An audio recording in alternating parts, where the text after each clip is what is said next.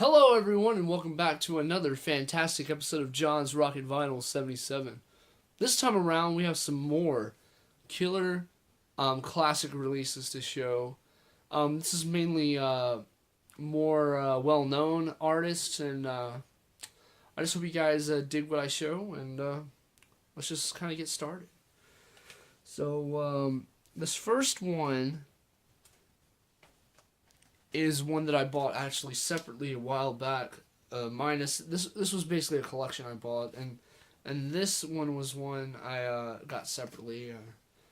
Rush's Caressa Still. This is a first pressing on the Mercury Skyline label. Let me show you guys the label. Also came with a original company inner sleeve. There is Mercury. Pretty sweet. Let's pull out the record. Pretty nice copy. Let's do the next side. Yeah. Rush. This is a good album. I've always had a really had a connection to this album, especially side 2. Very pretty music going on. Yeah, I really do dig this album. It's not their best, and I'm a huge Rush fan, so it's even easier for me to like it because I'm a Rush fan. So, just really dig that album, and everything else I'm going to show is from that collection. This is one I already had by Uriah Heep Salisbury. But I think this might be closer to an original pressing, maybe, from the U.S. I'm not sure. Correct me if I'm wrong. This label is slightly different than mine. This has the bronze label on the side. You see that? They were on bronze in the U.K. They were on Vertigo at first, and then they moved to bronze. If you see that. Yeah. So this might be a first pressing. I'm not sure. It might be a later pressing. I have no idea. I really don't know. It just was a little bit nicer than the one I already had, so I swapped them out. So yeah, Salisbury. Just keep on moving, guys. And the next thing I've found is pretty cool. This is one you don't see very often. It's Alice Cooper's Killer. And this is probably one of his best albums of the early 70s in a lot of people's eyes. It probably tied between this one and Love It to Death. For me, I like both of those.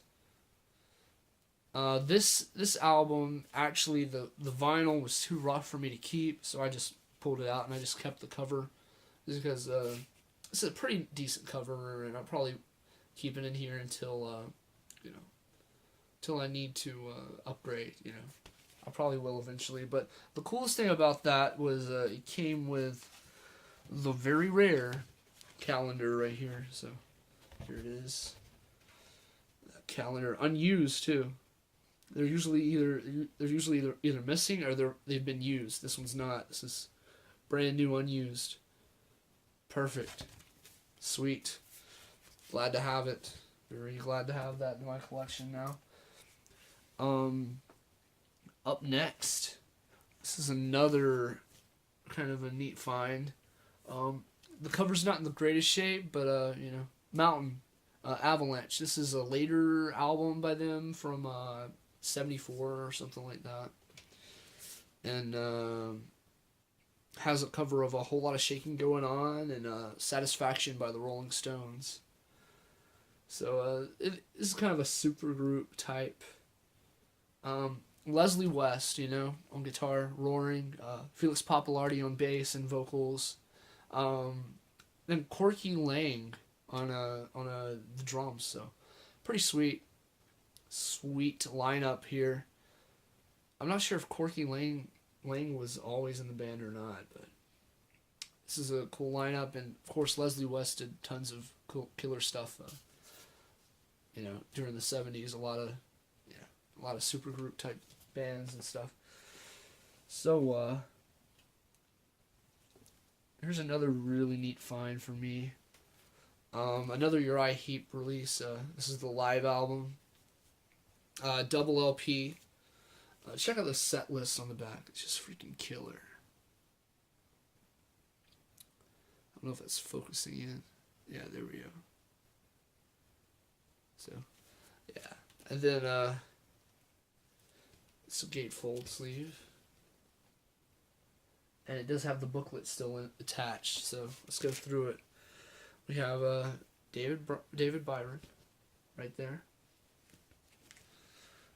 Then we have Ken Hensley right here. And then right here is Mick Box. Mick Box, yeah.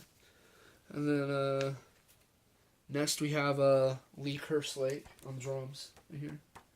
And then right here we have our good buddy, what's his name? Gary Thane. Yeah, he's a great bass player. Sweet. And then we have one more shot of concert footage. Pretty sweet. Then kind of just shows all the albums they've released thus far, as this the album was released. So it was up to the Magician's birthday. So pretty sweet. Sweet score on this. Let's show one record. Let's see.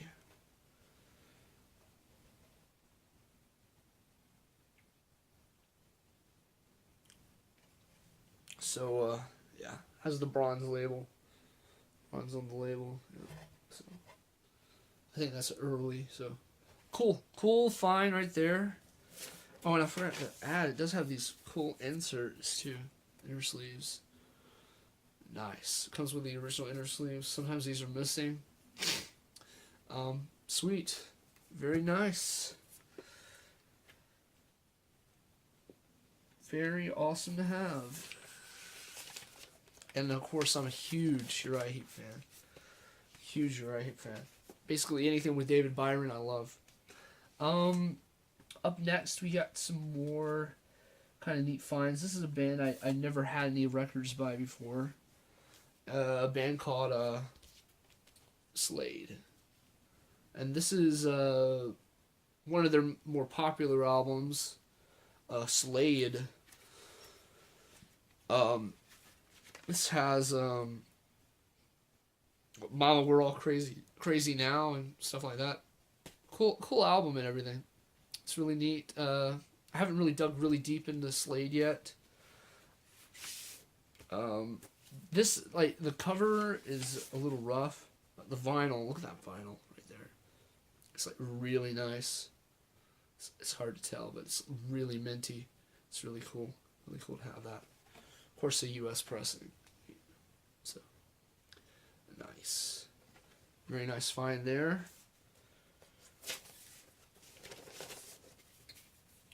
I did get one other Slade release.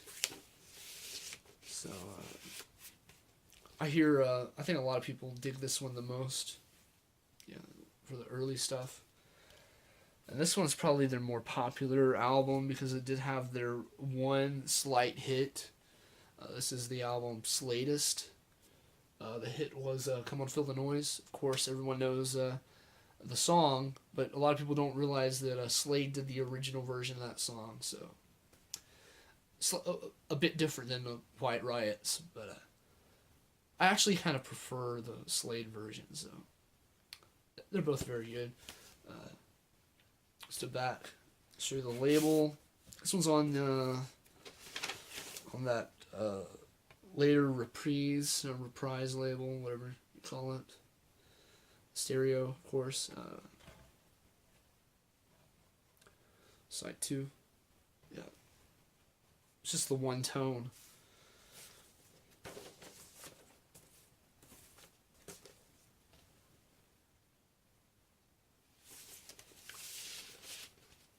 Sweet pickup. Another album I just didn't have. I didn't have anything by Slade, so that was something cool to pick up. Up next, this is an awesome album. glad that I finally have a really clean copy in the collection. Black Sabbath, Sabbath, Bloody Sabbath. And let's just show you this cover. It does have a bit of ring wear, you can probably tell. The back is a little more noticeable, I think. Maybe not. But anyway, just a really good album. And I mean, it's hard to to dig through like the or the Black Sabbath discography and be like, well, it's not that great. But most of their albums are really good. The only ones that get kind of goosey, I guess, are kind of the later ones when they were on heavy drugs, like some of the later Ozzy recordings. They're not as good, to me, as the early stuff. But here's an insert that came with it, in pretty decent shape, I'd say. Yeah, held up pretty nice on that. Now let me show you this. This is an original pressing. A lot of these, actually, some of these in this collection I got weren't originals, but this one is. So. Sabbath, Bloody Sabbath. Look at that vinyl. Again, really close to mint. Excellent. I say excellent, maybe excellent plus. Yeah. Really nice. Sweet pickup on that. Really nice. Look at that gloss. Beautiful find. And I think that album right there easily pays for the whole collection that I bought. So, very happy to add that to the collection once again. I did have a copy previously. It was pretty beat. It's pretty bad. So, fun. Very, very cool to have that in the old collection.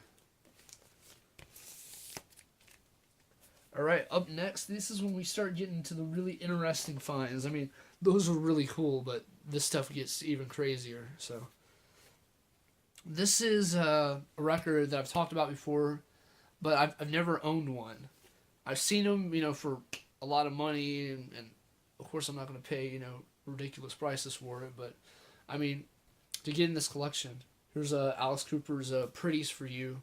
It is the censored cover, so it has the white band over a private area right there. But, yeah. Here's the back cover. This isn't an original. This is a later reissue. Here's the inside. And this is kind of like a psychedelic art rock experimental album. And it kind of makes sense why it was on the straight label, originally. This one doesn't even have the straight subsidiary on it, so that's kind of weird to me. Because usually, even the later pressing, so this might be like a super late, maybe like a 5th press or something like that. I don't know why they press it so many times. I mean, it's not like it was a huge album, a huge seller anyway. Yeah, this album didn't do very well originally, I don't think. It was just, at the time, this was before anyone knew who Alice was, what the band was about. But it's just a kind of bizarre album, so definitely worth checking out. Cool, interesting album, and I'm glad I have it in the collection. And now here's where we get into some really cool things. These are all by the same artist, so let's jump into it.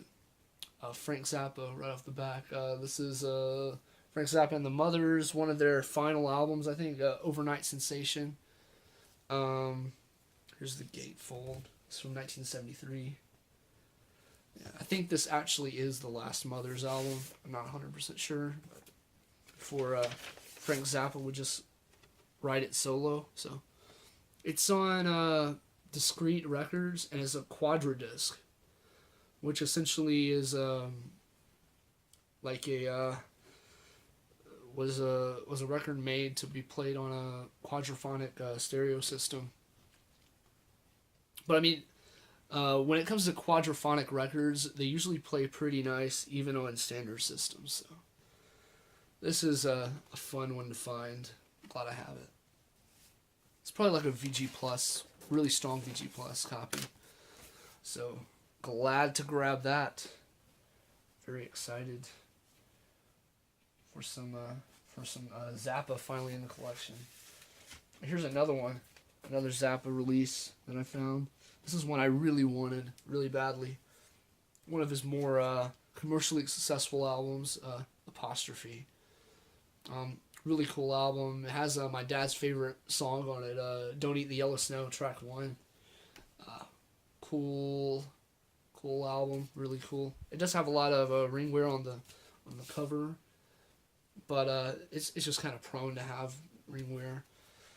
But this record is like a lot better shape than that last one. This one is I'd say almost mint, very close to mint. I'd say excellent plus probably. Look at that.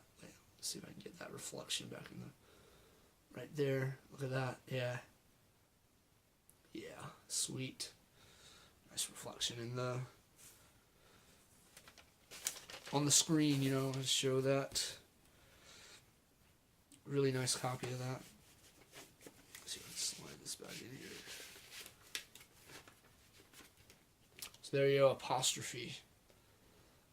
And here, this last one is the score. This is like, I guess it's kind of a minor grail.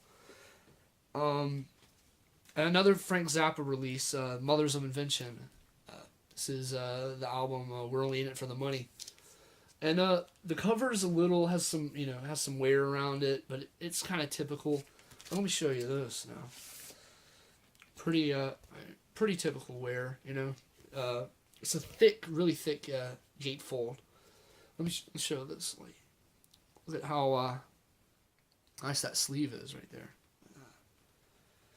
Very nice. No like seam splits or anything.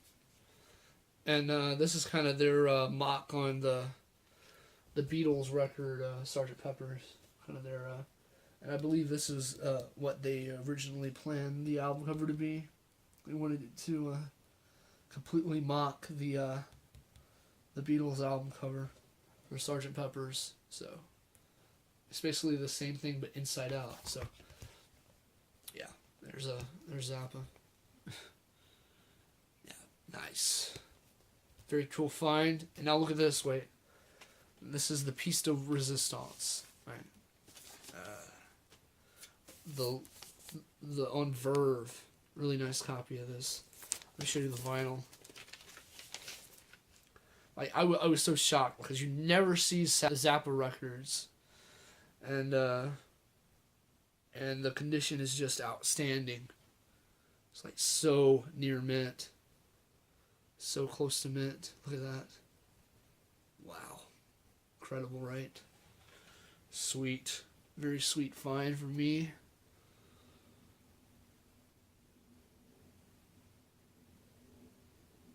It's really minty. Like there's like absolutely no marks, no scratches. Beautiful. Like I'd say very close near mint. So anyway, I mean now I have some Zappa in the collection, so that's always great. And I've never really like seriously delved into any albums by him, but I know I'm gonna love them because I love weird and freaky music. So anyway. That's about it for right now. I should have a new Psych episode coming up pretty soon. I just want to thank everybody for watching, subscribing, and commenting, and just participating in my show. I have every so often. I try to get a video out pretty as soon as possible. And also, I wanted to mention that I will be this Sunday. I'll be at the record show. I'll be actually selling this time, so. Kind of get some extra funds, to buy some more really killer psychedelic stuff. So anyway, until next time, hope you guys have a great day, and talk to you guys soon.